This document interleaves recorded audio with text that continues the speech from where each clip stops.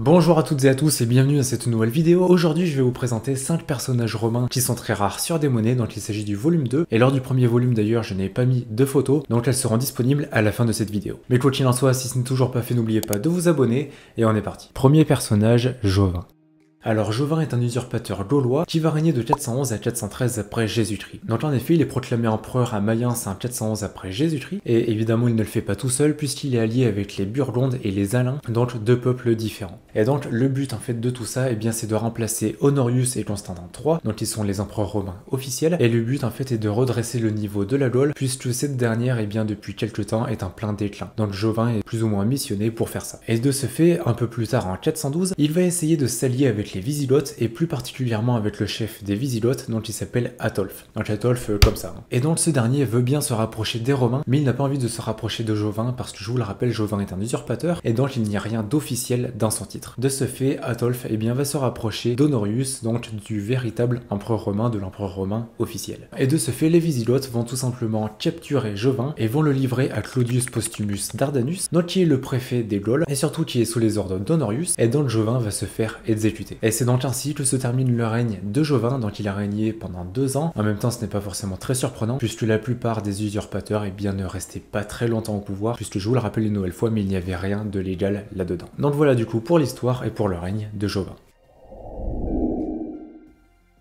Petite parenthèse avant de passer au prochain personnage romain, toutes les photos que je vais vous montrer dans cette vidéo ne m'appartiennent pas, c'est pourquoi je vous mettrai les sources directement dans la description, comme ça si jamais vous souhaitez en savoir plus, vous pourrez le faire directement. Maintenant que c'est dit, on peut passer au prochain personnage. Deuxième personnage, Domitille.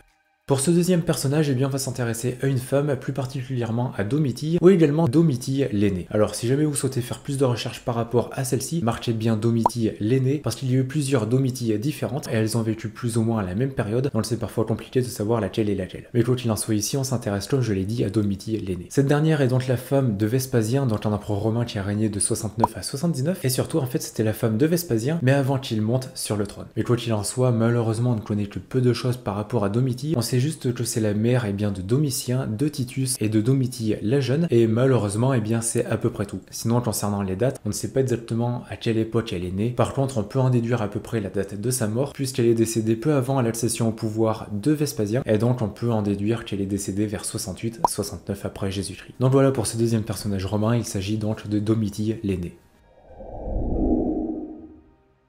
Troisième personnage, Annius Verus. Donc Annius Verus, ou de son nom complet Marcus Annius Verus Caesar, est le 12e fils donc de Marc Aurèle et de sa femme Faustine jeune. Donc il est né en 162 après Jésus-Christ et est décédé malheureusement pour lui à l'âge de seulement 7 ans, donc en 169 après Jésus-Christ. Et quoi qu'il en soit, très tôt il va recevoir le titre de César, donc d'héritier au trône, et il va le recevoir à l'âge de 3 ans. Il n'est pas tout seul à l'avoir puisque son frère Commode va également le recevoir, et celui-ci est âgé de 5 ans, et donc dans la logique, c'est Commode qui est le premier sur la liste dans les héritiers au trône. Mais malheureusement pour Annius Verus, ce dernier n'arrivera jamais jusque là puisque quelques années après, à l'âge de 7 ans, il va avoir une tumeur au niveau de l'oreille et va donc devoir se faire opérer. Malheureusement, il va y avoir des complications à la suite de cette opération et donc il va décéder peu de temps après. Et donc, plus ou moins comme le prévoyait l'histoire, c'est Commode qui va être héritier du trône, et surtout c'est Commode qui va remplacer son père Marc Aurèle pour devenir empereur. Donc voilà pour ce troisième personnage, il s'agit tout simplement d'Annius Verus, donc le fils de Marc Aurèle et de Faustine jeune.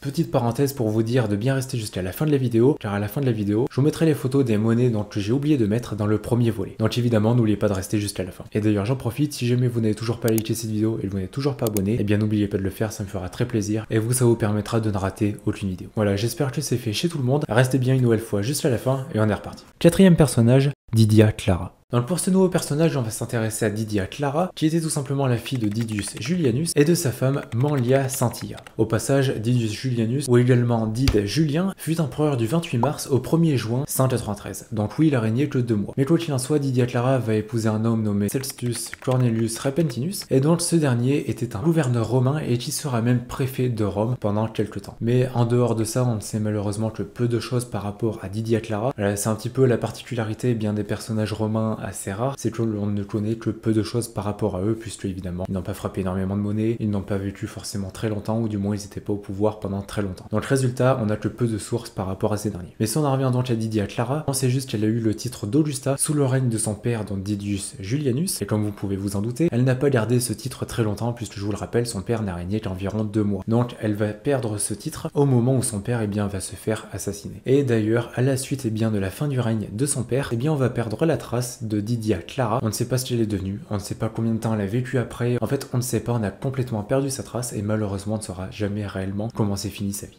Mais quoi qu'il en soit, concernant les dates, elle est née donc en 153 après Jésus-Christ, et concernant sa date de décès, comme je vous l'ai dit, on ne la connaît pas. Donc voilà pour ce 4e personnage romain, il s'agit de Didia Clara. 5e personnage, Eudocie. Donc Eudocie est née vers 400 après Jésus-Christ, elle était la femme de Théodose II, donc un empereur qui a régné de 408 à 450 après Jésus-Christ, ce qui au passage est l'un des règnes les plus longs de l'Empire romain. Mais quoi qu'il en soit, donc Eudocie est la fille donc de Léosius, qui était un philosophe, et à la base, donc à sa naissance, elle portait le nom de Athénaïs, mais elle changea de prénom pour Aelia Eudocia lors de son mariage avec Théodose II. Pendant son règne, elle va avoir une très grosse influence sur l'empereur, donc Théodose II, et surtout elle va avoir une grande influence, et bien évidemment sur la cour, puisque si elle arrive à influencer son mari, elle arrive à influencer la cour. Et ainsi, elle va même réussir à éloigner petit à petit Pulchérie, donc qui était tout simplement la sœur de Théodose II, et surtout qui était quand même une personne très proche de Théodose II, et qui était même très influente sur lui. Mais quoi qu'il en soit, un petit peu plus tard, donc en 441, elle va se retirer de la vie de la cour pour partir vivre à Jérusalem. Elle va principalement consacrer sa vie à tout ce qui a trait à la religion. Et donc, près de 20 ans après, elle va mourir en 460 après Jésus-Christ, soit 10 ans après la mort donc de son mari, Théodose II. Et c'est donc ainsi que se termine évidemment la vie d'Eudocie.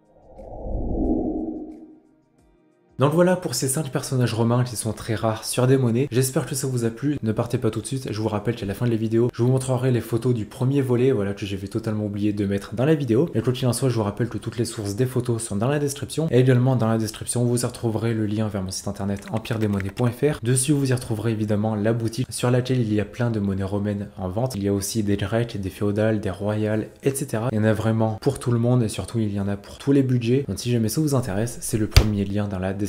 Également, si cette vidéo vous a plu, n'oubliez pas bien sûr de lâcher un pouce bleu, de vous abonner et d'activer la cloche des notifications. Moi, ça me soutiendra énormément et vous, ça vous permettra de ne rater aucune vidéo. Et puis si vous êtes encore là, et bien déjà merci beaucoup. Et puis marquez dans les commentaires personnage romain, comme ça je saurai que vous êtes resté juste à la fin de la vidéo. D'ici là, je vous souhaite une bonne journée ou une bonne soirée, prenez soin de vous et de vos proches, et puis on se voit dans une prochaine vidéo. Allez, salut!